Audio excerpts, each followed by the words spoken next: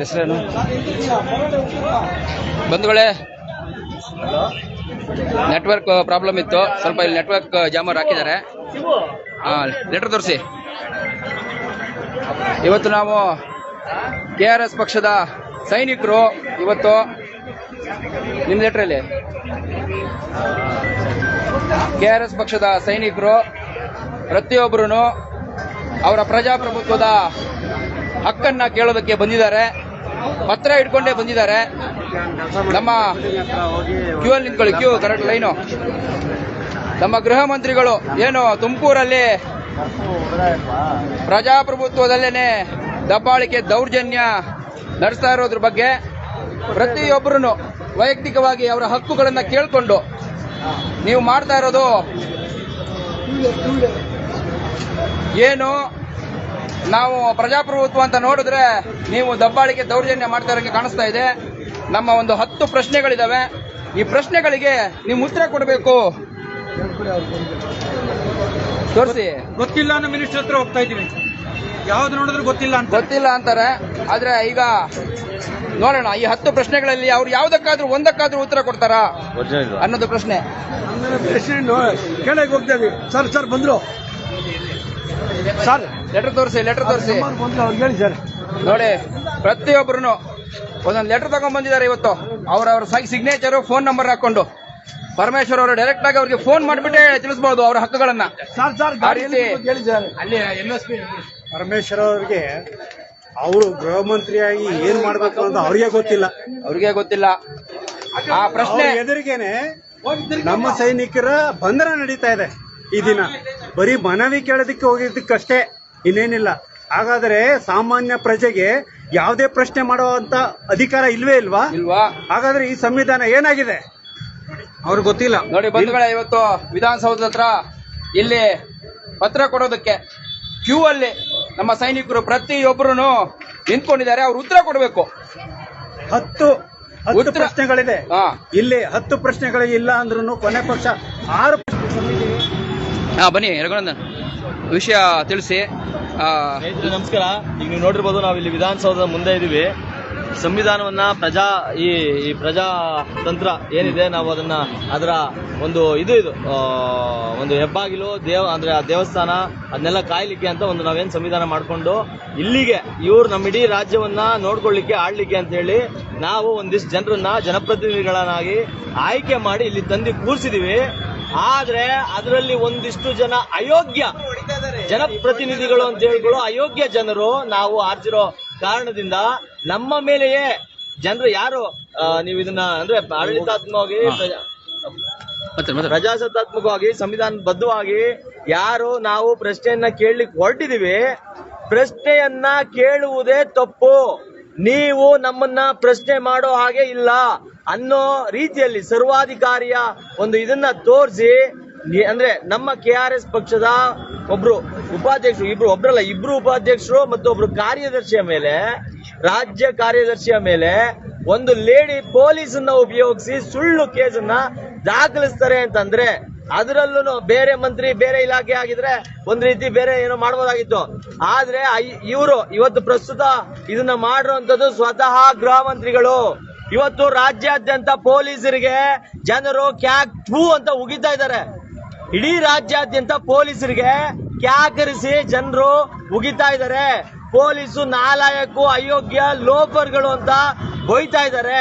ಪೊಲೀಸರು ದುಡ್ಡಿರೋರ್ ಕಡೆ, ದರ್ಪ ಅಧಿಕಾರಿಗಳಿರೋ ಕಡೆ ಇರ್ತಾರೆ ಅಂತ ಜನ ಮಾತಾಡ್ಕೋತಾ ಇರುವಂತ ಇಂತಹ ಸಮಯದಲ್ಲಿ ಪೊಲೀಸ್ ಇಲಾಖೆಗೆ ಒಳ್ಳೆ ಸಂದೇಶವನ್ನು ಕೊಟ್ಟು ಪೊಲೀಸ್ ಇಲಾಖೆಯನ್ನ ಶುದ್ಧಿ ಮಾಡಬೇಕಾದಂತ ಒಬ್ಬ ಗೃಹ ಮಂತ್ರಿ, ಹಿಂದುಳಿದ ವರ್ಗದಿಂದ ಏನ್ ಹೇಳ್ತೀವಿ ತಮ್ಮ ಕುಟುಂಬ ರಾಜಕಾರಣದ ಇದರಲ್ಲಿ ಬಂದಂತ ಒಬ್ಬ ಗೃಹ ಮಂತ್ರಿ ಜನರ ಕಷ್ಟಗಳನ್ನ, ಶೋಷಣೆಗಳನ್ನ, ದೌರ್ಜನ್ಯವನ್ನ ಅಂದ್ರೆ ಸಮಸ್ಯೆಗಳನ್ನ ತಿಳಿಯದಂತ, ಕೊನೆಗೆ ಆಲಿಸುವ ಕನಿಷ್ಠ ಸೌಜನ್ಯವೂ ಇಲ್ಲದಂತ ಒಬ್ಬ ಗೃಹ ಮಂತ್ರಿ ನಾವೇನ್ ಆಯ್ಕೆ ಮಾಡಿದ್ವಿ. ಸ್ವತಃ ಗೃಹ ಮಂತ್ರಿ ತಮ್ಮನ್ನ ಭೇಟಿ ಅಂದ್ರೆ ಜನಸ್ಪಂದನ ಕಾರ್ಯಕ್ರಮದಲ್ಲಿ ಜನರ ಅಹವಾಲುಗಳನ್ನ ಸ್ವೀಕಾರ ಮಾಡ್ಲಿಕ್ಕೆ ಅಂತ ಇಟ್ಟಂತ ಕಾರ್ಯಕ್ರಮದಲ್ಲೇನೆ ಅಲ್ಲಿಯ ಜನರು ಅಂದ್ರೆ ನಮ್ಮ ಪಕ್ಷದ ಪ್ರತಿನಿಧಿಗಳು ಈ ತರ ಸಮಸ್ಯೆ ಇದೆ ಸ್ವಾಮಿ, ದಯವಿಟ್ಟು ಇದು ನಮ್ಗೆ ಪರಿಹಾರ ಕೊಡಿಸಿ ಅಂತ ಹೋದಾಗ ಸ್ವತಃ ಒಬ್ಬ ಈ ರಾಜ್ಯದ ಗೃಹ ಮಂತ್ರಿ ಸುಳ್ಳು ಕೇಸ್ಗಳನ್ನ ಹಾಕಿ ಯಾರನ್ನ ಒಬ್ಬರನ್ನ ಅಂದ್ರೆ ಯಾವ್ದೋ ಒಂದು ಪಕ್ಷದ ಮುಖಂಡಗಳನ್ನ ಜೈಲಿಗೆ ಇಡ್ತಾರೆ ಅಂತಂದ್ರೆ ಇನ್ನ ಸಾಮಾನ್ಯ ಜನರ ಗತಿ ಏನು? ಸಾಮಾನ್ಯ ಜನರ ಮೇಲೆ ಆಗ್ತಾ ಇರುವಂತ ಪೊಲೀಸ್ ದೌರ್ಜನ್ಯದ ಗತಿ ಏನು? ಮಾನವ ಹಕ್ಕುಗಳ ಉಲ್ಲಂಘನೆ ಆಗಿದೆ ಇಲ್ಲಿ. ಎಲ್ಲಿ ಹೋಗ್ತಾ ಇದೆ ರಾಜ್ಯ? ಯಾರು ಇವ್ರು ಇಡೀ ರಾಜ್ಯ ಸಂವಿಧಾನ ಈ ಎಲ್ಲವೂ ಇವ್ರ ಅಪ್ಪನ ಮನೆದ? ಎಲ್ಲಿದೆ ಅಂಬೇಡ್ಕರ್ ಬರೆದಂತ ಕೊಟ್ಟಂತ ಸಂವಿಧಾನ? ಎಲ್ಲಿದೆ ಆ ವ್ಯವಸ್ಥೆ? ಯಾವ ವ್ಯವಸ್ಥೆಯಲ್ಲಿ ಇದೀವಿ ನಾವು? ಗುಂಡಾ ರಾಜ್ಯನೇ ಇದು. ಯಾರು ಬೇಕಾದಂಗೆ ಯಾರು ಬೇಕಾದ್ರು ಯಾರ ಮೇಲೆ ಬೇಕಾದ್ರು ಸುಳ್ಳು ಕೇಸ್ಗಳನ್ನ ಹಾಕಿ ಹಂಗಿದೆ ಒಳಗಡೆ ತಳ್ಬೋದಾ? ಇದನ್ನ ಇಡೀ ರಾಜ್ಯದಲ್ಲಿ ಆಗ್ತಿರುವಂತ ಇಂತ ಅವ್ಯವಸ್ಥೆ, ಅನಾಚಾರಗಳನ್ನ, ಅನ್ಯಾಯಗಳನ್ನ ತಡಿಬೇಕಾಗಿದ್ದಂತ ಗೃಹ ಮಂತ್ರಿ ಈ ರೀತಿ ಮಾಡಿದ್ರೆ ಇನ್ನು ಸಾಮಾನ್ಯ ಜನರ ಅಥವಾ ಸಾಮಾನ್ಯ ಇಲಾಖೆಯಲ್ಲಿ ಕೆಲಸ ಮಾಡುವಂತ ಯಾವ ಪೊಲೀಸರನ್ನ ಕೇಳಿದ್ರೆ ಏನು ಸಿಗುತ್ತೆ ಉತ್ತರ? ಏನ್ ಹೇಳ್ತಾರೆ ಅವರು? ಸ್ವತಃ ಈ ವ್ಯಕ್ತಿನೇ ಈ ತರ ಏನ್ ಹೇಳ್ತೀವಿ ನಾಲಾಯಕ ಅಯೋಗ್ಯ ಕೆಲಸವನ್ನು ಮಾಡಿದ್ರೆ ಇಲ್ಲಿ ಸಾಮಾನ್ಯವಾಗಿ ಬೇರೆ ಜನರು ಏನ್ ಮಾಡ್ತಾರೆ? ಸಾಮಾನ್ಯ ಪೊಲೀಸ್ ಏನ್ ಮಾಡ್ತಾನೆ? ಅವ್ನು ತಪ್ಪು ಮಾಡಿದ್ರು ಕೇಳೋರು ಯಾರು? ನಮ್ ಗೃಹ ಮಂತ್ರಿ ಹೆಂಗ್ ಮಾಡ್ತಾರೆ, ನಮ್ದೇನ್ ಬರ್ರ, ನಮ್ದು ಯಾವ ದೊಡ್ಡ ವಿಷಯ ಅಂತ ಮಾಡಲ್ವಾ? ಯಾವ ಸಂದೇಶವನ್ನ ಕೊಡ್ತಾ ಇದ್ದೀರಿ ಸ್ವಾಮಿ? ರಾಜ್ಯದ ಜನತೆಗೆ ಏನ್ ಕೊಡುಗೆ ಕೊಡ್ತಾ ಇದ್ದೀರಾ? ನಿಮ್ ಹಿನ್ನೆಲೆ ಏನು? ನೀವಿರೋದೇನಕ್ಕೆ? ನಿಮ್ ಜವಾಬ್ದಾರಿ ಏನು? ಇಲ್ಲಿ ನಮ್ದು ಇಡೀ ಈ ಗೃಹ ಮಂತ್ರಿಗಳಿಗೆ ಒಂದಿಷ್ಟು ಪ್ರಶ್ನೆಗಳಿದೆ. ನಾನು ಓದಿ ದಯಮಾಡಿ ಇದು ರಾಜ್ಯದ ಜನತೆಗೆ ಗೊತ್ತಾಗ್ಲಿ. ನಾನು ಇಲ್ಲಿ ಒಂದೇದು, ನೀವು ಇಡೀ ರಾಜ್ಯದ ಕಾನೂನು ಸುವ್ಯವಸ್ಥೆಗೆ ಜವಾಬ್ದಾರರಾಗಿದ್ದು ನಿಮ್ಮ ಬಳಿ ಅಹವಾಲು ಹೇಳಲು ಬಂದಿರುವ ಕೆಆರ್ಎಸ್ ಪಕ್ಷದ ಪದಾಧಿಕಾರಿಗಳನ್ನು ಬಂಧಿಸಲು ಸೂಚನೆ ನೀಡಿ ಸುಳ್ಳು ಕೇಸು ದಾಖಲಿಸಿರುವುದು ಎಷ್ಟು ಸರಿ? ನಾವು ಮಾನ್ಯ ಮುಖ್ಯಮಂತ್ರಿಗಳಿಗೆ ಮತ್ತೆ ಗೃಹ ಮಂತ್ರಿಗಳಿಗೆ ಈ ಅಹವಾಲ್ನ ಇದನ್ನ ಮನವಿ ಕೊಡ್ತಾ ಇದೀವಿ. ಅದರಲ್ಲಿ ಒಂದಿಷ್ಟು ಪ್ರಶ್ನೆಗಳನ್ನ ನಾವು ನೇರವಾಗಿ ಗೃಹ ಮಂತ್ರಿಗಳಿಗೆ ಕೇಳಿದೀವಿ. ಈಗ ಒಂದನೇದಾಯ್ತು. ಎರಡನೇದು, ನೀವು ಜಾರಿಗೊಳಿಸಬೇಕಾಗಿರುವ ಕಾನೂನನ್ನು ನೀವೇ ಉಲ್ಲಂಘಿಸಿ ಇಡೀ ರಾಜ್ಯಕ್ಕೆ ಏನು ಸಂದೇಶ ಕೊಡಲು ಹೊರಟಿದ್ದೀರಿ? ಮೂರನೇದು, ಹಾಗಾದರೆ ರಾಜ್ಯದ ಪ್ರಜೆಗಳು ಯಾರ ಮೇಲೆ ಬೇಕಾದರೂ ಸುಳ್ಳು ಕೇಸು ದಾಖಲಿಸಬಹುದು ಎಂದು ಅರ್ಥವೇ? ನಾಲ್ಕನೇದು, ಕರ್ನಾಟಕ ರಾಜ್ಯದಲ್ಲಿ ಸಾರ್ವಜನಿಕ ಸ್ಥಳಗಳಲ್ಲಿ ವಿಡಿಯೋ ಮಾಡುವುದು ಕಾನೂನು ಬಾಹಿರವೇ? ಹೇಳಿ ಗೃಹ ಮಂತ್ರಿಗಳೇ. ಇಡೀ ರಾಜ್ಯದಲ್ಲಿ ಇವತ್ತು ಕೋರ್ಟ್ ಕಲಾಪಗಳು ವಿಡಿಯೋ ಇದಾಗ್ತಾ ಇದೆ, ಚಿತ್ರೀಕರಣ ಆಗ್ತಾ ಇದೆ. ನೀವು ಸಿಲ್ಕ್ ಸ್ಮಿತಾನ? ನಿಮ್ದೇನ್ ನಿಜ? ನೀವೇನೋ ದೊಡ್ಡ ಹೀರೋಯಿನ್? ನಿಮ್ಮಲ್ಲಿ ಏನೋ ಕಾಣಬಾರದು ಕಾಣುತ್ತೆ ಜನರಿಗೆ ತೋರ್ಸೋದಕ್ಕೆ ಅಂತ ವಿಡಿಯೋ ಮಾಡಕ್ ಬಂದಿರ್ತಾರ ನಮ್ಮ ಪದಾಧಿಕಾರಿಗಳು, ನಮ್ಮ ಮುಖಂಡರು? ಏನು ಕಾನೂನು ಬಾಹಿರವೇನ್ರಿ? ತೆಗಿಯುವಂತ ಏಕೋಚದಲ್ಲಿ ಮಾತಾಡ್ತೀರಿ. ನಿಮ್ ಯೋಗ್ಯತೆಗೆ, ನಿಮ್ಮ ಘನತೆಗೆ, ನಿಮ್ಮ ಹುದ್ದೆಗಿರೋ ಘನತೆಯನ್ನು ಉಳಿಸ್ಕೊಳ್ಳೋ ನಾಚಿಕೆ ಯೋಗ್ಯತೆ ಇಲ್ವಾ ನಿಮ್ಗೆ? ಅಯೋಗ್ಯ ಇರ್ತಾವ ಬಂದು. ಅದಾದ್ಮೇಲೆ ವಿಡಿಯೋ ಮಾಡಿದ ಕಾರಣಕ್ಕೆ BNS ನಲ್ಲಿರುವ ಯಾವ ಸೆಕ್ಷನ್ ಅನ್ನು ಬೇಕಾದರೂ ಆಯ್ಕೆ ಮಾಡಿ ಪೊಲೀಸರು ದೂರು ದಾಖಲಿಸಬಹುದೇ? ಇದು ಯಾಕೆ ಹೇಳ್ತಾ ಇದೀವಿ ಅಂದ್ರೆ ಅಲ್ಲಿ ಆ ವಿಡಿಯೋ ಇದರಲ್ಲಿ ಒಂದು ಹೆಣ್ಮಗುನೇ ಇಲ್ಲ. ಯಾವ್ದೋ ಬೇರೆ ಯಾರೋ ಒಂದು ಹೆಣ್ಮಗು ಇರ್ಬೋದು, ಪೊಲೀಸ್ ಅಂತ ಹೇಳ್ಕೊಳ್ಳೋ ಒಂದು ಹೆಣ್ಮಗುನೂ ಇಲ್ಲ. ಆ ಹೆಣ್ಮಗುವಿಗೂ ನಮ್ಮ ಮುಖಂಡರಿಗೂ ಒಂದು ಸಂಪರ್ಕವೇ ಆಗಿಲ್ಲ, ಮಾತುಕತೆ ಅಲ್ಲ. ಅವ್ರು ಹಾಕಿರೋದು ದೈಹಿಕವಾಗಿ ನಮ್ಮನ್ನ ತಳ್ಬಿಟ್ರು. ಹೇಗ್ ಗೊತ್ತದೆ? ನೀನ್ ಯಾರ ಬಾರಮ್ಮ ಈ ಕಡೆ ಹೋಗಮ್ಮ, ಹಂಗಂದ್ರು ಹಿಂಗಂದ್ರು, ನಮ್ಮ ಮೇಲೆ ದೌರ್ಜನ್ಯ ಅಲ್ಲೇ ಏನೇನೋ ಮಾಡ್ಬಿಟ್ರು ಅನ್ನೋ ರೀತಿಲಿ ಸೆಕ್ಷನ್ ಗಳನ್ನ ನಮೂದಿಸಿದಾರಲ್ಲ. ಹಂಗಾಗಿ ಯಾರ ಮೇಲೆ ಬೇಕಾದ್ರೂ ಈ ರೀತಿ ಸುಳ್ಳು ಕೇಸ್ಗಳನ್ನ ದಾಖಲಿಸಬಹುದಾ? ಆದ್ಮೇಲೆ 6, ಸಂಜ್ಞೆಯ ಅಂದ್ರೆ ಕಾಗ್ನಿಸಬಲ್ ಅಫೆನ್ಸ್ ಅಪರಾಧಗಳ ಸೆಕ್ಷನ್ ಅಡಿಯಲ್ಲಿ ದೂರು ದಾಖಲಿಸಲು ಸೂಕ್ತ ಸಾಕ್ಷಿಗಳು ಬೇಡವೇ? ಕಾಗ್ನಿಸಬಲ್ ಅಫೆನ್ಸ್ ಆಗಿದ್ರೆ ಅದಕ್ಕೆ ಸಾಕ್ಷಿ ಇರ್ಬೇಕಲ್ಲ FIR ಮಾಡಕ್ಕೆ, ನೀವು ಅದ್ ಬೇಡವಾ?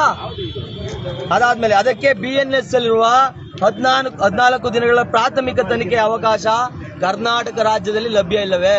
ಇಡೀ ರಾಜ್ಯಾದ್ಯಂತ ಇವತ್ತು ಏನಾಗುತ್ತೆ, ಯಾರ ಮೇಲಾದ್ರೂ ಕಂಪ್ಲೇಂಟ್ ತಗೊಂಬಂದ್ರೆ, ಉಳ್ಳವನ್ ಮೇಲೆ ಏನೋ ಕಂಪ್ಲೇಂಟ್ ಇನ್ನೊಂದು ತಗೊಂಬಂದ್ರೆ ಅವ್ರಿಗೆ FIR ಆಗಲ್ಲ.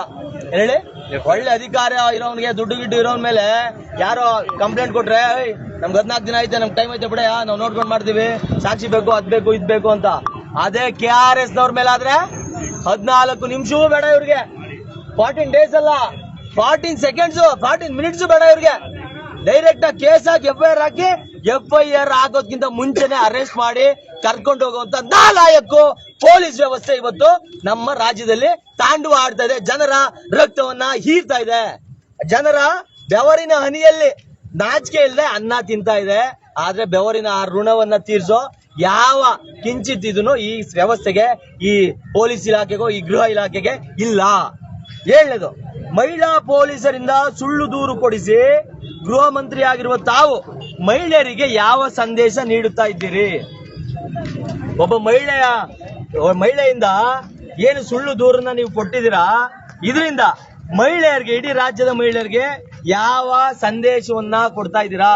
ಇದೇ ರೀತಿ ಸುಳ್ಳು ಕೇಸ್ ಹಾಕಿ ನಿಮ್ಮ ಹಕ್ಕು ಸಾಮ್ಯತೆಯನ್ನ ಸಾಧಿಸಿ ಯಾರು ಪಾಪ ಅವನ ಮುಂದೆ ಇರೋನು ಸಂತ್ರಸ್ತ, ಅವನ ಹಾಳಾಗೋಗ್ಲಿ, ಮನೆ ಹಾಳಾಗ್ಲಿ, ಏನಾದ್ರೂ ಮಾಡ್ಕೊಂಡು ಸಾಯ್ಲಿ, ನೀವು ಇದನ್ನ ಮಾಡಿ ಅನ್ನೋ ಈ ಒಂದು ಕುತಂತ್ರ ಪಿತೂರಿಯ ಇದನ್ನ ಸಂಚನ ಹೇಳ್ಕೊಡ್ತಾ ಇದ್ರ ಸಂದೇಶ. ಒಬ್ಬ ಮಂತ್ರಿಯಾಗಿ ಜನರಿಗೆ ಒಳ್ಳೆ ಸಂದೇಶಗಳನ್ನ ಕೊಡ್ಬೇಕಾದಂತ ಒಬ್ಬ ಮಂತ್ರಿಯಾಗಿ ನೀವೇ ಈ ರೀತಿ ಮಾಡಿದ್ರೆ ಯಾರ್ ಸ್ವಾಮಿ, ಎಲ್ಲಿಗೆ ಹೋಗ್ಬೇಕು ಈ ನಾಡಿನ ಜನರು? 8ನೇದು, KRS ಪಕ್ಷದವರನ್ನು ಕಂಡರೆ ತಮಗೇಕೆ ಅಷ್ಟೊಂದು ಸಿಟ್ಟು ಮತ್ತು ಕಸಿಬಿಸಿ? ಸಾಮಾನ್ಯವಾಗಿ ಈ ವಿಡಿಯೋ ನೋಡಿದಂತ ಅಲ್ಲಾದಂತ ವಿಡಿಯೋಗಳನ್ನ ನೋಡಿದಂತ ಎಲ್ರಿಗೂ ಒಂದಾಗಿರುತ್ತೆ, ಯಾಕೆ ಗೃಹ ಮಂತ್ರಿಗಳು ಇವರು ನೋಡ್ತಾ ಇದ್ದಂಗೆ ಒಂಥರ ಮೈಯೆಲ್ಲ ಉರಿ ಬಂದಂಗೆ ಆಡ್ಬಿಟ್ರು, ಯಾಕೆ ಹಂಗೆ ಗಿಚ್ಚಾಡ್ಬಿಟ್ರು, ಯಾಕೆ ಹಂಗೆ ಇದ್ ಮಾಡ್ಕೊಂಡ್ಬಿಟ್ರು, ಆತರ ಚುಚ್ಚುರಿ ಸೊಪ್ಪನ್ನ ಮೈಗೆ ಹಾಕೊಂಡಂಗೆ ಯಾಕೆ ಆಡಿದ್ರು ಇವರು ಅನ್ನೋದು ಜನರಿಗೆ ಒಂದು ಕಗ್ಗಂಟಾಗಿರುವಂತ ಪ್ರಶ್ನಾರ್ಥಕ ಚಿಹ್ನೆಯಾಗಿ ಉಳಿದಿರುವಂತ ವಿಷಯ. ದಯಮಾಡಿ ಎಲ್ಲ ಕಲರ್ ಕಂಡ್ರೆ ಮೈಗೆ ದಯಮಾಡಿ ನೀವು ಇದಕ್ಕೂ ದಯಮಾಡಿ ಉತ್ತರ ಕೊಡಿ. 9ನೇದು, ರಾಜ್ಯದ ಘನತೆಯುಳ್ಳ ಪ್ರಜೆಯಾಗಿರುವ ಒಬ್ಬ ಸಾಮಾನ್ಯ ಮನುಷ್ಯನನ್ನು ಅವನ ಹಕ್ಕುಗಳ ವಿರುದ್ಧ ಹೀನಾಯವಾಗಿ ನಡೆದುಕೊಳ್ಳುವುದನ್ನು ನಮ್ಮ ಸಂವಿಧಾನದ ಯಾವ ವಿಧಿಯಲ್ಲಿ ತಿಳಿಸಲಾಗಿದೆ? ದಯವಿಟ್ಟು ತಿಳಿಸ್ಕೊಡಿ. ನೀವು ಒಬ್ರು ಸಾಮಾನ್ಯ ಮನುಷ್ಯ ಅಲ್ಲ ರೀ, ನೀವು ಗೃಹ ಮಂತ್ರಿ. ಒಬ್ರು ಸಾಮಾನ್ಯರ ಮೇಲೆ ನಿಮ್ಮ ದೌರ್ಜನ್ಯ, ದಬ್ಬಾಳಿಕೆ, ನಿಮ್ಮ ಅಧಿಕಾರದ ದರ್ಪ ತೋರಿಸ್ತೀರಾ ಅಂದ್ರೆ ನಿಮ್ಮ ಮನಸ್ಥಿತಿಯನ್ನ ದಯಮಾಡಿ ಒಮ್ಮೆ ಆತ್ಮಾವಲೋಕನ ಮಾಡ್ಕೊಳ್ಳಿ. ನೀವು ಹೋಗಿ ಒಂದು ಮಿರರ್ನ ಮುಂದೆ ನಿಂತ್ಕೊಂಡು ನಿಮ್ಮನ್ನ ನೀವು ಅವಲೋಕನ ಮಾಡಿ ನೋಡಿ, ನಿಮ್ಗೆ ನಾಚಿಕೆ ಆಗದಿದ್ರೆ ಸರಿ. 10ನೇದು, ಕೊನೆಯದಾಗಿ, ಹಲವಾರು ಬಾರಿ ಜನಪ್ರತಿನಿಧಿಯಾಗಿ ಮಂತ್ರಿಯಾಗಿರುವ ತಮಗೆ ಒಬ್ಬ ಮತದಾರ, ಸಾಮಾನ್ಯ ನಾಗರಿಕನ ಅಹವಾಲನ್ನು ಯಾವ ರೀತಿ ಪಡೆದು ಅದಕ್ಕೆ ಸ್ಪಂದಿಸಬೇಕು ಅನ್ನುವುದರ ಕನಿಷ್ಠ ಜ್ಞಾನ ಇಲ್ಲದೆ ಹೋಯಿತೆ. ಯಾವಾಗ್ಲೂ ಹೇಳ್ತಾ ಇರ್ತೀರಾ ನನ್ಗೆ ಅದು ಸರ್ ಇದೇನಾಯ್ತು ಸರ್, ಅದು ಅಲ್ಲಿ ಒಂದು ಘಟನೆ ನಡೆದಿದೆ, ಅಹಿತಕರ ಘಟನೆ, ಏನು ನನಗೆ ಗೊತ್ತಿಲ್ಲ ಸರ್, ಅಲ್ಲಿ ಏನೋ ಇದಾಗಿತ್ತಲ್ಲ, ಏನಾಯ್ತು ಸರ್ ನನಗೆ ಗೊತ್ತಿಲ್ಲ ಸರ್, ಅಲ್ಲಿ ಇದಾಗಿದೆ, ಅದು ಅಲ್ಲೊಂದು ಕೊಲೆ ಆಗಿದೆ, ಏನಾಗಿದೆ ಸರ್ ಸರ್, ಅಲ್ಲಿ ಯಾವ್ದು ರೇಪ್ ಆಗಿದೆ, ಏನಾಗಿದೆ ಸರ್ ಗೊತ್ತಿಲ್ಲ. ನಿಮ್ ಯೋಗ್ಯತೆಗೆ ನಿಮ್ದೇ ಎಜುಕೇಶನ್ ಅಲ್ಲಿ ಇದಿದೆ, ನೀವು ಮಕ್ಳಿಗೆ ಏನ್ ಟೀಚ್ ಮಾಡ್ತಿರೋ ನನಗೂ ಗೊತ್ತಿಲ್ಲ, ಆದ್ರೆ ನಿಮಗೆ ಗೊತ್ತಿಲ್ಲ, ಅದೆಲ್ಲ ಗೊತ್ತಿಲ್ಲ ಅಲ್ವಾ? ನೀವು ಮಾತಾಡಿದ್ರಲ್ಲ ಫುಲ್ ಕ್ಲೀನ್ ಆಗಿ ಈಗ ಅಲ್ಲ ಲೈವ್ ಇದೆ, ಅದಕ್ಕೆ ಮಾತಾಡಿ ಬಂದಿದೆ. ನಾವ್ ಹೇಳ್ತಾ ಇರೋದು, ಕೊನೆಗೆ ಏನೂ ಗೊತ್ತಿಲ್ಲದ ತಮಗೆ ಅಟ್ಲೀಸ್ಟ್ ಇಷ್ಟು ಬಾರಿ ನೀವು ಒಂದು 3-4 ಬಾರಿ ಜನಪ್ರತಿನಿಧಿ ಆಗಿದ್ರ ಅಂತ ನಾನು ಭಾವಿಸ್ತೀನಿ. ನನ್ಗೆ ಸರಿಯಾಗಿ ನಾನು ತಿಳ್ಕೊಂಡಿಲ್ಲ, ಇರ್ಲಿ. ಆದ್ರೆ ನಿಮಗೆ ಗೊತ್ತಿರ್ಬೇಕಾಗಿತ್ತು, ನಾನು ಒಬ್ಬ ಸಾರ್ವಜನಿಕರು ಅಹವಾಲನ್ನ ತಂದ್ರೆ, ಸಮಸ್ಯೆಯನ್ನ ತಂದ್ರೆ ನಾನು ಅವ್ರ ಹತ್ರ ಹೇಗೆ ನಡ್ಕೊಬೇಕು. ಇಲ್ಲ, ನಮ್ಗೆ ಅನುಮಾನ ಬರ್ತಾ ಇದೆ, ಈ ಮಹಾನುಭಾವರು ಸಾರ್ವಜನಿಕರ ಜೊತೆ ಸಂಪರ್ಕನೇ ಇಟ್ಕೊಂಡಿಲ್ವಾ? ಇಲ್ಲ, ಚುನಾವಣೆ ಸಮಸ್ಯೆಯಲ್ಲಿ, ಚುನಾವಣೆಯ ಮುಂದಲ್ಲಿ ಮಾತ್ರ, ಅಂದ್ರೆ ಚುನಾವಣೆ ಸಮಯದಲ್ಲಿ ಮಾತ್ರ ಜನರನ್ನ ಜೊತೆ ಪ್ರೀತಿಯಾಗಿ ಮಾತಾಡ್ಸೋದಾ? 5 ವರ್ಷ ಬಂದೇ ಸರ್. ಇಲ್ಲ, ಜನರ ಅಹವಾಲನ್ನ ತೆಗೆದುಕೊಂಡು ನಿಮ್ಗೆ ಅಭ್ಯಾಸವೇ ಇಲ್ವಾ? ಜನರ ಜೊತೆ ಹೇಗೆ ನಡ್ಕೊಬೇಕು ಅನ್ನೋ ಕನಿಷ್ಠ ಪರಿಜ್ಞಾನವು ನಮ್ಮ ನಾಡಿನ ಗೃಹ ಮಂತ್ರಿಗಳಿಗೆ ಇಲ್ವಾ? ಇದು ನಮ್ಮ ಪ್ರಶ್ನೆ ಮಂತ್ರಿಗಳೇ. ಇದನ್ನ ನಾವು ಇಲ್ಲಿ 100 ಸಂಖ್ಯೆಯಲ್ಲಿ ನಾವು ಬಂದು ಸೇರಿ ಇದನ್ನ ನಿಮ್ಗೆ ಈ ಅಹವಾಲನ್ನ ಕೊಡ್ತಾ ಇದೀವಿ. ದಯಮಾಡಿ ಇದಕ್ಕೆ ಉತ್ತರ ಕೊಡಿ.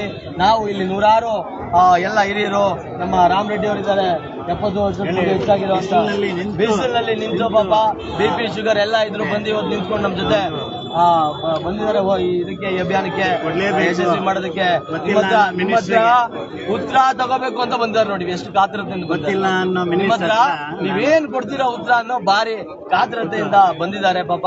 ದಯಮಾಡಿ ಉತ್ತರ ಕೊಡಿ. ನಿಮ್ಮ ಉತ್ತರವನ್ನ ಕಾಯ್ತಾ ಇದೀವಿ. ಒಬ್ಬ ಸಾಮಾನ್ಯ KRS ಪಕ್ಷದ ಪ್ರಜೆಗಳು ನಾವು. ದಯಮಾಡಿ ನಿಮ್ಗೆ ಇಷ್ಟು ಉತ್ತರಗಳಿಗೆ ನಿಮ್ಮ ಮತ್ತು ನಿಮ್ಮ ಮುಖ್ಯಮಂತ್ರಿಗಳನ್ನು ನಾವು ಇಲ್ಲಿ ಅಡ್ರೆಸ್ ಮಾಡಿದೀವಿ. ಅವ್ರಿಗೇನೆ ಸ್ವತಃ ಈ ದೂರನ್ನ ಕೊಡ್ತಾ ಇದೀವಿ, ಮನವಿಯನ್ನ.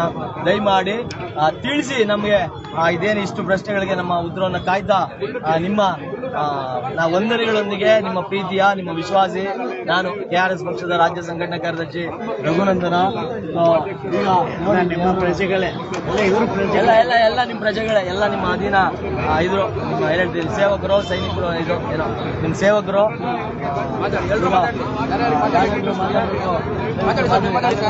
ನೀವು ಹಿರಿಯರು.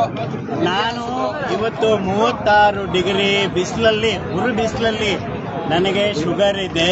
ಎಷ್ಟು ವರ್ಷ ಸರ್ ನಿಮ್ಗೆ? ನನಗೆ 75 ವರ್ಷ. Okay okay. ಈಗ ಈ ಬಿಸಿಲಲ್ಲಿ ಎಲ್ಲಿ ಬಿದ್ದೋಗ್ತೀನೋ ಅಂತ ಭಯ. ಆದರೂ ಸಹ ನಮ್ಮ ಗೊತ್ತಿಲ್ಲದ ಮಿನಿಸ್ಟರ್ಗೆ ಯಾಕೆ ಗೊತ್ತಿಲ್ಲ, ಅಟ್ಲೀಸ್ಟ್ ನಾನು ಕೊಟ್ಟಿರುವಂತ ಅರ್ಜಿಗಾದ್ರೂ ಅವರು ರಿಪ್ಲೈ ಕೊಡಿ ಅಂತ ಕೇಳೋದಕ್ಕೆ ಬಂದಿದ್ದೀನಿ. ಗೊತ್ತಿಲ್ಲ ಅನ್ನೋ ಪರಮೇಶ್ವರ್ ಅವರ ವಿಧಾನಸೌಧಕ್ಕೆ ಬಂದಿದ್ದೀನಿ. ಇದು ನಮ್ಮ ವಿಧಾನಸೌಧಕ್ಕೆ ಬಂದಿದ್ದೀನಿ. ಇದು ನಮ್ಮ ವಿಧಾನಸೌಧ. ಈ ಸಮಸ್ಯೆ ಏನು ಪ್ರಾಬ್ಲಮ್ ಇದೆ ನಾವು ಕೊಡಕ್ಕೆ ಬಂದಿದ್ದೀವಿ. ಇದಕ್ಕೆ ಏನಂತ ಉತ್ತರ ನೀವು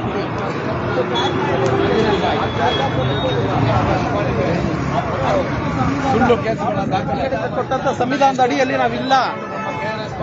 ಬಾಬಾ ಸಾಹೇಬ್ ಕೊಟ್ಟಂತ ಸಂವಿಧಾನದ ಅಡಿಯಲ್ಲಿ ಕೆಲಸ ಮಾಡಬೇಕು ಅಂತ ಹೋದ್ ಯಾರು ಇಲ್ಲಿ ಕೆಲಸ ಮಾಡ್ತಾ ಇಲ್ಲ. ಅವ್ರದೇ ಆದಂತ ದಾರಿಯಲ್ಲೇ ಹೋಗ್ತಾರೆ. ಅವ್ರದೇ ಆದಂತ ಒಂದು ಏನಿದೆಯೋ ಅದರಲ್ಲೇ ಅವ್ರು ಮುಂದುವರಿಬೇಕು ಅಂತೇಳಿ ಮುಂದುವರಿತಾ ಇದ್ದಾರೆ. ಇದಕ್ಕೂ ನಿಜಕ್ಕೂ ಖಂಡನೆಯ ನಾವು ಗೃಹ ಮಂತ್ರಿಗೆ ಖಂಡಿಸ್ತಾ ಇದ್ದೀವಿ. ಇದು ರಾಜ್ಯದ ಮುಖ್ಯಮಂತ್ರಿ ಕೂಡಲೇ ಇದಕ್ಕೆ ನಮಗೆ KRS ಪಾರ್ಟಿಗೆ ಉತ್ತರ ಕೊಡಬೇಕು ಅಂತೇಳಿ ಈ ಮೂಲಕ ನಾನು ಒತ್ತಾಯ ಮಾಡ್ತಾ ಇದ್ದೀನಿ. ಸೊ ಇಷ್ಟು ಹೇಳ್ತಾ ನಾನು ಈ ವಿಡಿಯೋ ಇಲ್ಲಿಗೆ ಮುಗಿಸ್ತಾ ಇದ್ದೀನಿ. ಜೈ ಕರ್ನಾಟಕ ಮತ್ತೆ ಜೈ KRS. ಹಾಗೆ ನಮ್ಮ ಇವತ್ತು ನಮ್ಮ ಮನವಿಯನ್ನು ಪರಮೇಶ್ವರ್ ಅವರಿಗೆ ಕೊಟ್ಟು ಉತ್ತರ ಪಡೆದು ಮತ್ತು ನಮ್ಮ ರಾಜ್ಯದಲ್ಲಿ ನಡೆದಿರುವ ಅಭಿವೃದ್ಧಿಯನ್ನು ನಿಲ್ಲಿಸಬೇಕಾಗಿ ನಾವು ಸದಾ ನಿರಂತರವಾಗಿ ಹೋರಾಡ್ತಾ ಇದ್ದೀವಿ. ಜೈ KRS, ಜೈ ಭೀಮ್, ಜೈ ಸಂವಿಧಾನ.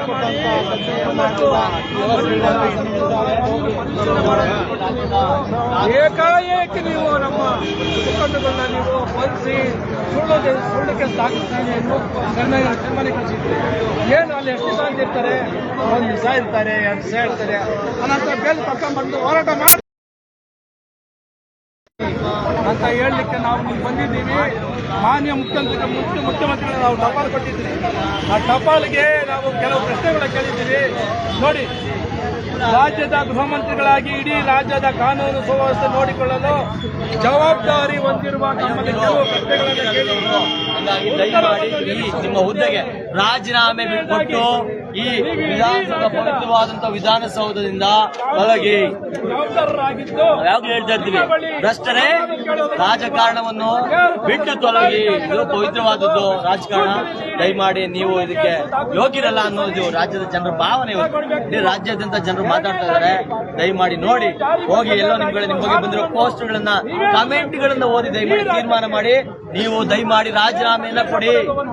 ನೀವು ಯೋಗ್ಯರಲ್ಲ. ನಿಮ್ಗೆ ಈ ರಾಜ್ಯವನ್ನ, ಕಾನೂನು ವ್ಯವಸ್ಥೆಯನ್ನ ತರುವಂತ, ಅದನ್ನ ಒಂದು ಸರಿಯಾದ ರೀತಿಯಲ್ಲಿ ಕೆಲಸ ಮಾಡಿಸುವಂತ ತಾಕತ್ತು, ದಮ್ಮು ಅಥವಾ ಆ ಯೋಗ್ಯತೆ ಅಥವಾ ಆ ನೈತಿಕತೆಯೂ ಕೂಡ ನಿಮ್ಮ ಹತ್ರ ಇಲ್ಲ. ದಯಮಾಡಿ ರಾಜೀನಾಮೆ ಕೊಟ್ಟು ಇಲ್ಲಿಂದ ತೊಲಗಿ. ನಮಸ್ಕಾರ.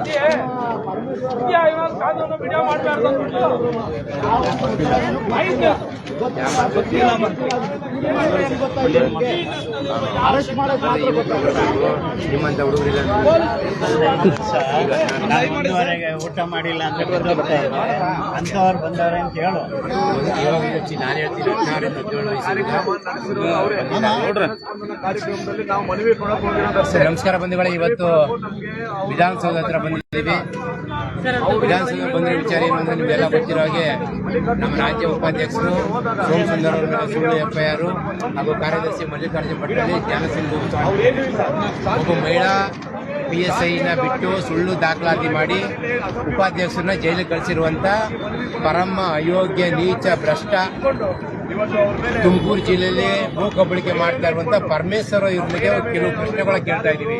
ಆ ಪ್ರಶ್ನೆಗಳು ಏನಿದೆ ಅಂದ್ರೆ ಅದನ್ನ ನಾನು ಓದಿ ಹೇಳ್ತೀನಿ. ಮೊದಲನೇದು, ಗೃಹ ಮಂತ್ರಿಗಳಿಗೆ, ನೀವು ಇಡೀ ರಾಜ್ಯದ ಕಾನೂನು ವ್ಯವಸ್ಥೆಗೆ ಜವಾಬ್ದಾರರಾಗಿದ್ದು ನಿಮ್ಮ ಬಳಿ ಅಹವಾಲು ಕೇಳಲು ಬಂದಿರುವ KRS ಪಕ್ಷದ ಪದಾಧಿಕಾರಿಗಳನ್ನು ಬಂಧಿಸಲು ಸೂಚನೆ ನೀಡಿ ಸುಳ್ಳು ಕೇಸು ದಾಖಲಿಸಿದ್ದು ಇದು ಎಷ್ಟು ಸರಿ? ನೀವು ಜಾರಿಗೊಳಿಸಬೇಕಾಗಿರುವ ಕಾನೂನು ನೀವೇ ಉಲ್ಲಂಘಿಸಿ ಇಡೀ ರಾಜ್ಯಕ್ಕೆ ಏನು ಸಂದೇಶ ಕೊಡಲು ಹೊರಟಿದ್ದೀರಾ? ಮೂರನೇದು, ಹಾಗಾದರೆ ರಾಜ್ಯದ ಪ್ರಜೆಗಳು ಯಾರು ಯಾರ ಮೇಲೂ ಬೇಕಾದರೂ ಸುಳ್ಳು ಕೇಸು ದಾಖಲಿಸಬಹುದು ಎಂದು ಅರ್ಥವೇ? ನಾಲ್ಕನೇದು, ಕರ್ನಾಟಕ ರಾಜ್ಯದ ಸಾರ್ವಜನಿಕ ಸ್ಥಳಗಳಲ್ಲಿ ವಿಡಿಯೋ ಮಾಡುವುದು ಕಾನೂನು ಬಾಹಿರವೇ? ಐದನೇದು, ವಿಡಿಯೋ ಮಾಡಿದ ಕಾರಣಕ್ಕೆ BNS ನಲ್ಲಿರುವ ಯಾವ ಸೆಕ್ಷನ್ ಬೇಕಾದರೂ ಆಯ್ಕೆ ಮಾಡಿ ಪೊಲೀಸರು ದೂರು ದಾಖಲಿಸಬಹುದೇ? ಆರನೇದು, ಸಂಜ್ಞೆ ಅಪರಾಧಗಳ ಸೆಕ್ಷನ್ ಅಡಿಯಲ್ಲಿ ದೂರು ದಾಖಲಿಸಲು ಸೂಕ್ತ ಸಾಕ್ಷಿ ಬೇಡವೇ? ಅದಕ್ಕೆ BNS ನಲ್ಲಿರುವ 14 ದಿನಗಳ ಪ್ರಾಥಮಿಕ ತನಿಖೆ ಅವಕಾಶ ಕರ್ನಾಟಕ ರಾಜ್ಯ ಲಭ್ಯವಿಲ್ಲವೇ? ಇದು ಕರ್ನಾಟಕದ. ಇದು 7ನೇದು, ಮಹಿಳಾ ಪೊಲೀಸರಿಂದ ಸುಳ್ಳು ದೂರು ಕೊಡಿಸಿ ಗೃಹ ಮಂತ್ರಿಯಾಗಿರುವ ತಾವು ಮಹಿಳೆಯರಿಗೆ ಯಾವ ರೀತಿ ಸಂದೇಶ ನೀಡುತ್ತಿದ್ದೀರಾ? KRS ಅಷ್ಟೊಂದು ಸಿಟ್ಟು ಮತ್ತು ಕಸಿವಿಸಿ ಬಂಧುಗಳೇ, ನೀವು ನೋಡ್ತಾ ಇದ್ದೀರಾ ವಿಧಾನಸೌಧ. ಈಗ ಇವತ್ತು ವಿಧಾನಸೌಧದ ಹತ್ರ ನಮ್ಮ ಪ್ರಜಾಪ್ರಭುತ್ವದ ದೇಗುಲ ಈ ವಿಧಾನಸೌಧ. ಮೊನ್ನೆ ಅಷ್ಟೇ ವಿಧಾನಸಭಾ ಅಧಿವೇಶನ ಮುಗಿದಿದೆ. ವಿಧಾನಸಭಾ ಅಧಿವೇಶನದಲ್ಲಿ ಯಾವ ರೀತಿ ನಮ್ಮ ಶಾಸಕರು ಕಚ್ಚಾಡ್ತಾ ಇದ್ರು ಅಂತ ನಿಮಗೆ ಪೇಪರ್ಗಳಲ್ಲೆಲ್ಲ ಬಂದಿದೆ. ವಿಧಾನಸೌಧ ಅನ್ನುವಂಥದ್ನ ದೇವಸ್ಥಾನ ಅನ್ನೋದನ್ನ ಬಿಟ್ಟು ಒಂದು ರೀತಿ ಅಪರಾಧ ಮಾಡುವ ಜಾಗ ಅಂತ ಆಗ್ಬಿಟ್ಟಿದೆ. ಇದು ಜೈಲಾಗಿ ಕನ್ವರ್ಟ್ ಆಗೋದು, ಸೆಂಟ್ರಲ್ ಜೈಲಾಗಿ ಕನ್ವರ್ಟ್ ಆಗೋದು ಆಗುತ್ತೆ ಮುಂದಕ್ಕೆ. ಆದ್ರೆ ಈಗ ಅಪರಾಧ ಮಾಡುವ ಸ್ಥಳ. ಈ ಟ್ರಾಫಿಕ್ ಅಲ್ಲಿ ನೀವು ಹೋಗ್ತಾ ಇರುವಾಗ ನಿಮ್ಗೆ ಒಂದು ಬೋರ್ಡ್ ಕಾಣಿಸ್ತಾ ಇರುತ್ತೆ, ಅಪಘಾತ ಸ್ಥಳ ಅಂತ. ಅಪಘಾತ ಸ್ಥಳ, ದಯವಿಟ್ಟು ಮೆಲ್ಲಗೆ ಚಲಿಸಿ ಅಂತ ಬೋರ್ಡ್ ಕಾಣಿಸುತ್ತೆ. ಇದು ಅಪರಾಧ ಮಾಡುವಂತ ಸ್ಥಳ ಆಗ್ಬಿಟ್ಟಿದೆ. ಇಲ್ಲಿ ಹಾಕ್ಬೇಕು ಬೋರ್ಡ್, ಅಪರಾಧ ಮಾಡುವ ಸ್ಥಳ, ದಯವಿಟ್ಟು ಬೇಗ ಹೋಗಿ. ಹೋಗೋದಲ್ಲ, ಬೇಗ ಹೋಗ್ಬಿಡಿ, ಅಪರಾಧ ಆಗ್ಬಿಡುತ್ತೆ ಇಲ್ಲಿ ಅನ್ನುವಂತಹ ಸ್ಥಿತಿಗೆ ನಾವು ಬಂದಿದ್ದೀವಿ. ಇವತ್ತು ಅದನ್ನೇ ಪ್ರಶ್ನೆ ಮಾಡಕ್ಕೆ KRS ಪಕ್ಷದ ಪ್ರತಿಯೊಬ್ಬ ಸೈನಿಕ ಇಲ್ಲಿ ಬಂದಿದ್ದಾನೆ. ಇದು ಸ್ಯಾಂಪಲ್, ನಿಮ್ಗೆ ತೋರಿಸ್ತಾ ಇರುವಂತದ್ದು. ನೀವು ಇದೇ ರೀತಿ ದಬ್ಬಾಳಿಕೆ ದೌರ್ಜನ್ಯ ಮುಂದುವರಿಸಿ ನಿಮಗೆ ಬೇಕಾಬಿಟ್ಟು ನೀವು ಸ್ವೇಚ್ಛಾಚಾರ ಮಾಡಿದ್ರೆ ಇಡೀ ರಾಜ್ಯದಿಂದ 65,000 ಜನ ಮೆಂಬರ್ಸ್ KRS ಪಕ್ಷದವರು ಇದ್ದಾರೆ. ನ್ಯಾಯ, ನೀತಿ, ಪ್ರಾಮಾಣಿಕತೆ ಹೋರಾಟ ಮಾಡ್ತಾ ಇರುವಂತ ಅವರು ಇಲ್ಲಿ ನಿಂತ್ಕೊಳ್ತಾರೆ. ಇಡೀ ಕಬ್ಬನ್ ಪಾರ್ಕ್ ಅಲ್ಲ, ಇಡೀ ನಿಮ್ಮ ಏನ್ ಹೇಳ್ತಾರೆ ಸೆಕ್ರೆಟೇರಿಯೇಟ್ ಇದೆಯಲ್ಲ, ಪೂರ್ತಿ ವಿಧಾನಸೌಧ ಪೂರ್ತಿ ಸುತ್ತಾಕೊಂಡು ಮಾತಾಡ್ತಾರೆ ಲೈವ್ ಮಾಡ್ಕೊಂಡು. ಆ ಸ್ಥಿತಿಗೆ ತಗೊಂಡು ಹೋದ್ರೆ ನೀವು ಗೊತ್ತಲ್ವಾ ನಿಮ್ಗೆ ಆಗಿರೋದು? ನೇಪಾಳದಲ್ಲಿ, ಬಾಂಗ್ಲಾದೇಶದಲ್ಲಿ, ಶ್ರೀಲಂಕಾದಲ್ಲಿ ನಡೀತಾ ಇರೋದು ನೋಡ್ತಾ ಇದ್ದೀರಾ. ಅದೇ ರೀತಿಯ ಸ್ಥಿತಿ ನಿಮಗೆ ಬರುತ್ತೆ. KRS ಪಕ್ಷ ಪ್ರತಿ ದಿನ ತಿಂಗಳಿಗೆ 1,000 ರಿಂದ 3,000 ಜನ ದುಡ್ಡು ಕೊಟ್ಟು ಮೆಂಬರ್ ಆಗ್ತಾ ಇದ್ದಾರೆ. ಇದು ಮುಂದಿನ ದಿನಗಳಲ್ಲಿ ತಿಂಗಳಿಗೆ 20,000 ರಿಂದ 30,000 ಬರುತ್ತೆ ಮೆಂಬರ್ಶಿಪ್. ಅದು ಆಗ್ತಾ ಇದ್ದಂಗೆ ನಿಮ್ಮ ಕೆಳಗಡೆ ಇರುವಂತಹ ಭೂಮಿನೇ ಕಳಚಿ ಹೋಗುತ್ತೆ ಸ್ವಾಮಿ. ಅಲ್ಲಿವರೆಗೂ ಕಾಯ್ತೀರಾ? ಈಗಲೇ ಸರಿ ಹೋಗ್ತೀರಾ? ಪ್ರಶ್ನೆಗೆ ಉತ್ತರ ಕೊಡಿ. ನಮ್ಮ ಜನಸಾಮಾನ್ಯನ ಪ್ರಶ್ನೆಗೆ ಉತ್ತರ ಕೊಡಿ. 10 ಪ್ರಶ್ನೆ ಕೊಟ್ಟಿದ್ದೀವಿ. ಈ 10 ಪ್ರಶ್ನೆಯಲ್ಲಿ ಯಾವಾಗಲೂ ಒಬ್ರು ಹೇಳಿದ್ರು ಪಾಸ್ ಮಾರ್ಕು 4 ಪ್ರಶ್ನೆ ಸಾಕು, 35% ತಗೊಳ್ಳಿ. 35% ತಗೊಂಡು ಪಾಸ್ ಆಗಿ ಸ್ವಾಮಿ ನೀವು ಪ್ರಜಾಪ್ರಭುತ್ವದಲ್ಲಿ. ಈ 4 ಉತ್ತರ ಕೊಟ್ಟರೆ ಸಾಕು. 4 ಇದರಲ್ಲಿ ಯಾವುದೇ 4 ಆಯ್ಕೆ ಮಾಡ್ಕೊಳ್ಳಿ, ಚಾಯ್ಸ್ ಇದೆ ನಿಮ್ಗೆ. ಈ 4 ಪ್ರಶ್ನೆಗಳಲ್ಲಿ 10 ಪ್ರಶ್ನೆಗಳಲ್ಲಿ 4ಕ್ಕೆ ನೀವು ಉತ್ತರ ಕೊಟ್ರೆ ನೀವು ಪಾಸು ಪ್ರಜಾಪ್ರಭುತ್ವದಲ್ಲಿ. ಗೊತ್ತಿಲ್ಲ ಮಂತ್ರಿ ಅವರು, ಗೊತ್ತಿಲ್ಲ ಅಂತ ಹೇಳ್ಬಿಟ್ರೆ ನಿಮ್ಗೆ ಹಾಲ್ ಟಿಕೆಟೇ ನಾವು ಕೊಟ್ಟಿಲ್ಲ ಅಂತ ಲೆಕ್ಕ. ಅನರ್ಹರು ನೀವು, ಅರ್ಹತೆನೇ ಇಲ್ಲ ನಿಮ್ಗೆ. ಸಪ್ಲಿಮೆಂಟರಿ ಎಕ್ಸಾಮ್ ಕೊಡಲ್ಲ ನಿಮ್ಗೆ, ಡಿಬಾರ್ ಮಾಡಿಬಿಡ್ತಾರೆ. ಕರೆಕ್ಟ್ ಸರಿಯಾದ ಪದ. ಜನ ನಿಮ್ಮನ್ನ ಡಿಬಾರ್ ಮಾಡಿಬಿಡ್ತಾರೆ. ಬಂಧುಗಳೇ, ಇವತ್ತು ನಾವು ಬಂದಿರುವಂತದ್ದು, ಬನ್ನಿ, ಇವತ್ತು ನಾವು ಇಲ್ಲಿ ಬಂದಿರುವಂತದ್ದು ಪ್ರಜಾಪ್ರಭುತ್ವದಲ್ಲಿ ಪ್ರಜೆಗಳು ಎಚ್ಚೆತ್ತುಕೊಂಡಿದ್ದಾರೆ, ಜಾಗೃತವಾಗೇ ಇದ್ದಾರೆ, ಮಲ್ಕೊಂಡಿಲ್ಲ. ನೀವು ಬೆಕ್ಕು ಕಣ್ಮುಚ್ಚಿ ಹಾಲು ಕುಡಿದ್ಬಿಟ್ರೆ ಬೇರೆ ಯಾರಿಗೂ ಗೊತ್ತಾಗಲ್ಲ ಅಂತ ನೀವು ತಿಳ್ಕೊಬೇಡಿ. ಜಾಗೃತವಾಗಿದೆ. ಆ ದಾರಿ ನಮ್ಗೆಲ್ಲ ರವಿಕೃಷ್ಣ ರೆಡ್ಡಿ ಅವರು ಮತ್ತೆ ನಮ್ಮ KRS ಪಕ್ಷದ ಎಲ್ಲ ಮುಖಂಡರು ಸೇರ್ಕೊಂಡು, ನಮ್ಮ ಪಕ್ಷದ ಸೈನಿಕರೇ ಆ ದಾರಿನ ತೋರಿಸಿದ್ದಾರೆ. ಈ ದಾರಿಗೆ ನೀವು ದಾರಿ ಮಾಡಿಕೊಡ್ಬೇಡಿ, ಈಗಲೇ ಬದಲಾಗಿ. ನಿಮ್ಗೂ ಒಳ್ಳೇದು, ಜನರಿಗೂ ಒಳ್ಳೇದು. ಆಮೇಲೆ KRS ಪಕ್ಷದವ್ರಿಗೂ ನೆಮ್ಮದಿ ಜೀವನ ಮಾಡ್ಕೋಬಹುದು ಮನೆಗೆ ಹೋಗಿ. ಈ ತರ ಹೋರಾಟ ಮಾಡೋದು ಅಗತ್ಯ ಇಲ್ಲ. KRS ಪಕ್ಷದವ್ರದ್ದು ಪರ್ಸನಲ್ ಲೈಫ್ ಇದೆ. ಅವರು ಮನೆ, ಮಠ, ಜೀವನ, ವೃತ್ತಿ ಎಲ್ಲ ಎತ್ಕೊಂಡೆ ಮಾಡುವಂಥದ್ದು. ಆದ್ರೆ ಅದನ್ನೆಲ್ಲ ಬಿಟ್ಟು ಇಲ್ಲಿ ಬಂದು ಮಾಡ್ತಾ ಇದ್ದಾರೆ. ಯಾಕೆಂದ್ರೆ ನೀವು ಮಾಡ್ತಿರುವ ಅನಾಚಾರಕ್ಕೆ ಸ್ವಾಮಿ ಸರಿ ಮಾಡ್ಕೊಳ್ಳಿ. ನಿಮ್ಗೆ ಎಚ್ಚರ, ಇದು ಎಚ್ಚರಿಕೆ ಗಂಟೆ. ಈ ಎಚ್ಚರಿಕೆ ಗಂಟೆನ ನೀವು ಎಷ್ಟು ಬೇಗ ಕೇಳಿಸ್ಕೊತೀರೋ ಅಷ್ಟು ಬೇಗ ಎಲ್ರಿಗೂ ನೆಮ್ಮದಿ ಆಗುತ್ತೆ. ಇಲ್ಲ ಉಳಿದವರೆಲ್ಲ ನಿಮ್ಮನ್ನ ಅವರಾಗ ಹೇಳ್ದಂಗೆ ಡಿಬಾರ್ ಮಾಡ್ಬಿಡ್ತಾರೆ. ಇಲ್ಲಿಂದ ಈ ಅಪರಾಧ ಸ್ಥಳನ ನಾವು ಪವಿತ್ರ ಸ್ಥಳ ಮಾಡ್ತೀವಿ. ಭ್ರಷ್ಟರೇ, ಪ್ರೇಮಿಗಳೇ, ಅದೇ ಮಾಡಕ್ ಬಂದಿದೆ. ಸುಮ್ ಕೂತ್ಕೊಳ್ಳಲ್ಲ, ಯಾವುದಕ್ಕೂ ಯಾವ ಕಾರಣಕ್ಕೂ ಜಗ್ಗದಿಲ್ಲ, ಬಗ್ಗದಿಲ್ಲ, ಸುಮ್ ಕೂತ್ಕೊಳ್ಳೋದಿಲ್ಲ. ಅದೇನೋ ಹೇಳ್ತಾರೆ, ಒಂದು ಗಾದೆ ಇದೆ, ಕೆಟ್ಟದ್ದು ಮಾಡೋದಕ್ಕಿಂತ ಕೆಟ್ಟದ್ದು ಮಾಡ್ತಾ ಇರೋದನ್ನ ನೋಡ್ಕೊಂಡು ಸುಮ್ಮನಿದಾರಲ್ಲ ಅವರಿಂದನೇ ಸಮಸ್ಯೆ ಆಗ್ತಾ ಇರೋದು ಅಂತ. ನಾವು ಆ ತರದವರಲ್ಲ. KRS ಪಕ್ಷ ಕೆಟ್ಟದ್ದು ಮಾಡ್ತಾ ಕೆಟ್ಟದ್ದು ಆಗ್ತಾ ಇದೆ ಅಂತ ಕಂಡ್ರೆ ಸಾಕು, ಅದನ್ನ ಪ್ರತಿಭಟಿಸ್ಬಿಟ್ಟು ಅದನ್ನ ಸರಿ ಮಾಡೋದಕ್ಕಿಂದಲೇ ನಾವು ಹೋಗ್ತಾ ಇರುವಂತದ್ದು ಮಾಡ್ತಾ ಇದೀವಿ. ನಿಮ್ಮನ್ನು ಸರಿ ಮಾಡೋದು ನಮ್ಗೆ ಗೊತ್ತಿದೆ. ಸಮಯ ಬರ್ಬೇಕು ಎಲ್ಲದಕ್ಕೂ ಅಷ್ಟೇ. ಶ್ರೀಕೃಷ್ಣನು ಶಿಶುಪಾಲನಿಗೆ 100 ಅವಕಾಶ ಕೊಟ್ಟ. ಯಾಕಂದ್ರೆ ಅವನಿಗೂ ಗೊತ್ತಿತ್ತು ಸಮಯ ಬರ್ದೇನೆ ನಾನು ಏನು ಮಾಡಕ್ಕಾಗಲ್ಲ ಅಂತ. 101ನೇ ಅವಕಾಶಕ್ಕೆ ಬಂತು ಸಮಯ, ತೆಗ್ಬಿಟ್ಟ, ತಲೆನೇ ತೆಗ್ಬಿಟ್ಟ. ಒಂದು ನಿಮ್ದು ತೆಗ್ಬಿಡ್ತಾರೆ ಎಲ್ಲದು. ಅರ್ಥ ಮಾಡ್ಕೊಳ್ಳಿ, ಎಚ್ಚರ ಇರ್ಲಿ.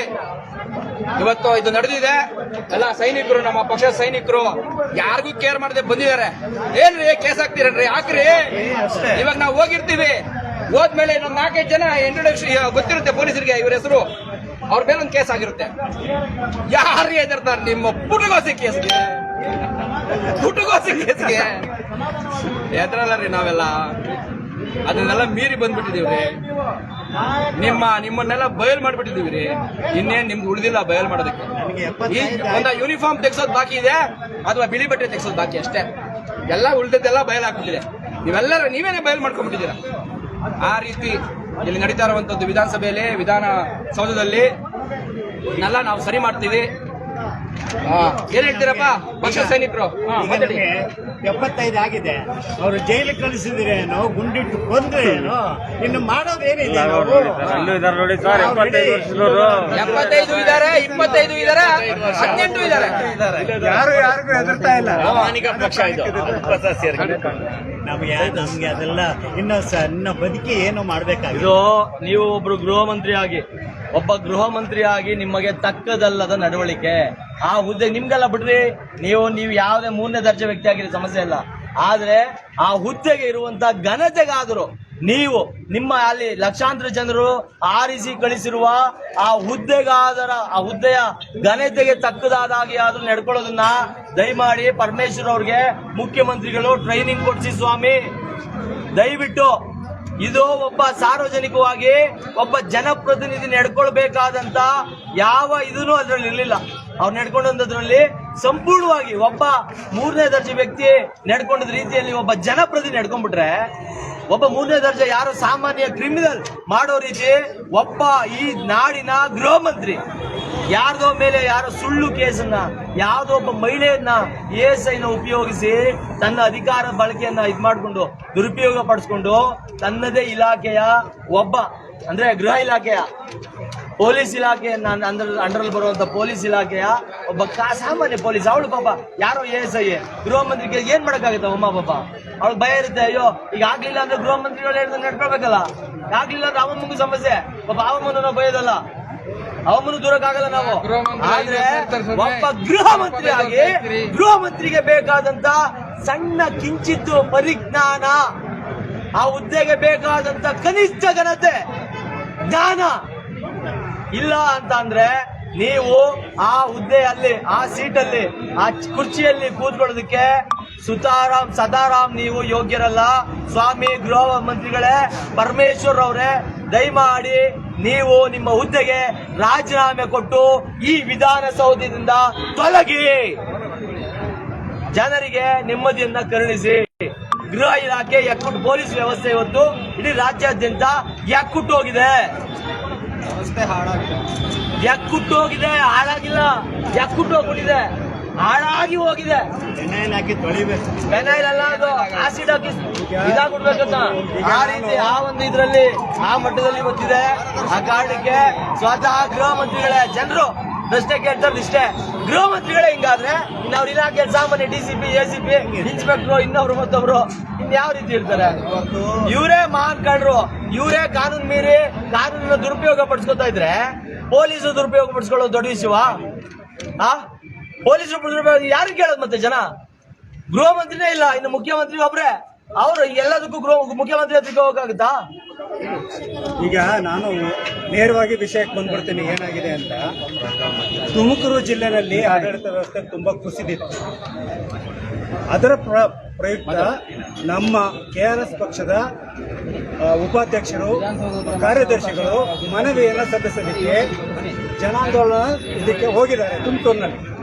ಅವರ ಮನವಿಯನ್ನ ತಗೊಳ್ಳೋದಕ್ಕೆ ಇವರು ತುಂಬಾ ಹೊತ್ತು ಕಾಯಿಸಿದ್ದಾರೆ. ಮತ್ತೆ ಹೊರಡುವಾಗ ಇವರು ಮನವಿನ ಕೊಡೋದಕ್ಕೆ ಹೋಗ್ತಾ ಇದ್ದಾರೆ. ಅವಾಗ ಮನವಿನೂ ಕರೆಕ್ಟಾಗಿ ಸ್ವೀಕರಿಸ್ತಾ ಇಲ್ಲ. ಮತ್ತೆ ನಾವು ವಿಡಿಯೋ ಮಾಡ್ತಾ ಇದ್ದೀವಿ, ನಮ್ಮ ಪ್ರತಿಯೊಬ್ಬರು ಕೂಡ ಮಾಡ್ತಾ ಇದ್ದಾರೆ, ಪತ್ರಕರ್ತರು ಮಾಡ್ತಾ ಇದ್ದಾರೆ, ವಿಡಿಯೋಗ್ರಾಫರ್ ತುಂಬಾ ಜನಗಳು ಮಾಡ್ತಾ ಇದ್ದಾರೆ. ಅದನ್ನ ಗೃಹ ಮಂತ್ರಿಗಳಾದ ಪರಮೇಶ್ವರ್ ಅವರು ಖಂಡಿಸ್ತಾ ಇದ್ದಾರೆ. ಯಾಕಪ್ಪ ನೀನು ನಿಲ್ಲಿಸ್ಕೊಳ್ತಾ ಇದ್ದಿ? ಎಲ್ಲರಿಗೂ ಗೊತ್ತಾಗ್ತಾ ಇದೆ, ವಿಡಿಯೋನಲ್ಲಿ ಇದೆ, ಪಬ್ಲಿಕ್ ನಲ್ಲಿ ಇದೆ. ಅವ್ರಿಗೆ ಗೊತ್ತಿಲ್ವಾ? ಅವ್ರಿಗೆ ಹೇಳ್ತಾರೆ ನನಗೆ ಗೊತ್ತೇ ಇಲ್ಲ ಅಂತ ವಿಡಿಯೋ ಮಾಡೋದನ್ನ ಖಂಡಿಸ್ತಾ ಇದ್ದಾರೆ. ಮತ್ತೆ ನಮ್ಮ 3 ಜನ ಉಪಾಧ್ಯಕ್ಷರು, ಕಾರ್ಯದರ್ಶಿಗಳು ಮತ್ತು ಸೋಮ್ ಸುಂದರ್ ಅವರನ್ನ ಬಂಧಿಸಿ ಸುಳ್ಳು ಅಪವಾದವನ್ನು ಹೊರಿಸಿ ಬಂಧಿಸಿದ್ದಾರೆ. ಎಲ್ಲಿಟ್ಟಿದ್ದಾರೆ ಅಂತ ಗೊತ್ತಿಲ್ಲ. ಸಾಮಾನ್ಯ ಹಕ್ಕನ್ನ ಪ್ರಶ್ನೆ ಕೇಳಿದ್ದಕ್ಕೆ ನೀವು ಗೃಹ ಮಂತ್ರಿಗಳಾಗಿ ಬಂಧಿಸ್ತಾ ಇದ್ದಾರಲ್ಲ, ಇದು ನ್ಯಾಯನಾ? ಇದು ಇಲ್ಲಿ ಅದೇ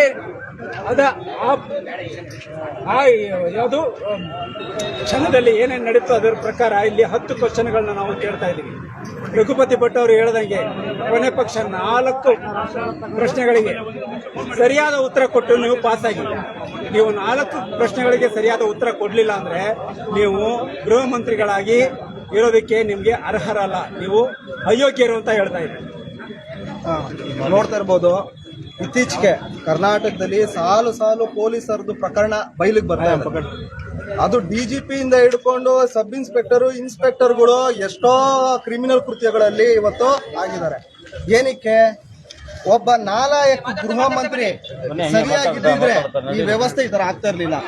ಒಂದು ವ್ಯವಸ್ಥೆನ ಸರಿ ಮಾಡ್ಬೇಕಂದ್ರೆ ಏನು ಗೃಹ ಮಂತ್ರಿಗಳು ಶಿಸ್ತಿನಲ್ಲಿ ಅಥವಾ ಏನು ಪಾರದರ್ಶಕವಾಗಿದ್ರೆ ಮಾತ್ರ ಇಡೀ ಕರ್ನಾಟಕ ಪೊಲೀಸ್ ಅವರಾಗಿರ್ಬೋದು ಇದಕ್ಕೆ ಬರುತ್ತೆ.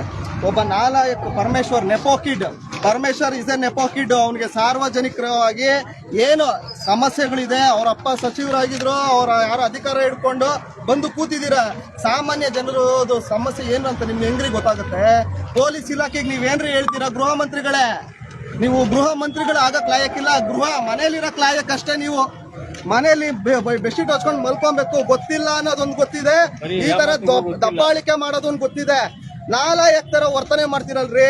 ಸಮಾಜಕ್ಕೆ ಏನ್ರಿ ನೀವು ಕೊಡ್ತೀರಾ ಮೆಸೇಜು? ಜನಗಳು ಹೆಂಗ್ರಿ ಕಾಪಾಡ್ತೀರಾ? ಸಾಮಾನ್ಯ ಜನ ಹೆಂಗ್ರಿ ಬದುಕಬೇಕು? ಒಬ್ಬ ಗೃಹ ಮಂತ್ರಿಯಾಗಿ ಯಾವ ತರ ಕಟ್ಟುನಿಟ್ಟಲ್ಲಿ ಇರಬೇಕು, ಭದ್ರತೆಯಲ್ಲಿ ಯಾವ ತರ ಇಟ್ಕೊಬೇಕು, ಪೊಲೀಸ್ ವ್ಯವಸ್ಥೆನ ಯಾವ ತರ ಇಟ್ಕೊಬೇಕು ಅಂತ ಇದ್ದವರು ಸರ್ಕಾರದ ಕೆಲಸ ದೇವರ ಕೆಲಸ ಅಂತ ಬರ್ದಿದ್ದಾರೆ. ಆದ್ರೆ ಇಲ್ಲಿ ದೇವರ ಕೆಲಸ ಆಗಲ್ಲ, ದೇವದ ಕೆಲಸ ಮಾಡ್ತಾ ಇದ್ದಾರೆ. ಸ್ಟೇಷನ್ಗಳಿಗೆ ಹೋದ್ರೆ ಇವತ್ತು ₹1 ಲಂಚ ಇಲ್ದೇನೆ FIR ಆಗ್ತಾ ಇಲ್ಲ. ಸುಳ್ಳು ಕೇಸ್ನ ಪ್ರಕರಣ ಮಾಡ್ತಾ ಇದ್ದಾರೆ. ಪೊಲೀಸ್ಗಳು ಈಗ ರೌಡಿಗಳಾಗಿದ್ದಾರೆ. ಇದೇ ರೌಡಿಗಳು ಯಾವುದೇ ಒಂದು ಪ್ರಶ್ನೆ ಕೇಳಿದ್ರು ಕೂಡ ಬಿಹೇವ್ ಆಗ್ತಾರೆ, ರೌಡಿಗಳ ತರ ಬಿಹೇವ್ ಮಾಡ್ತಾರೆ. ಅಂದ್ರೆ ನೋಡ್ತಾ ಇರ್ಬೋದು, ಇಡೀ ರಾಜ್ಯದ ಮುಂದೆ ಇಟ್ಕೊಂಡು ಪೊಲೀಸ್